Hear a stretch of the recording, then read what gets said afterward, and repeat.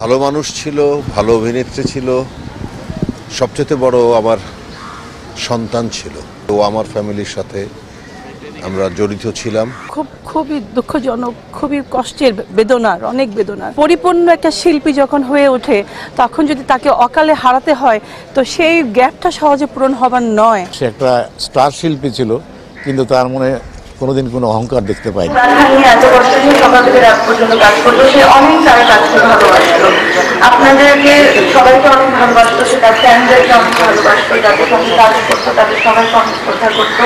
আপনারা আপনার জন্য দোয়া করবেন এবং কখনো যদি ভুল করে অন্য কিছু যদি কারো কাউকে দুঃখ দিয়ে থাকে বা কোনো কারণে যদি কারো কোনো ছোটখাটো কমপ্লেন যদি থাকে তার প্রতি প্লিজ আপনারা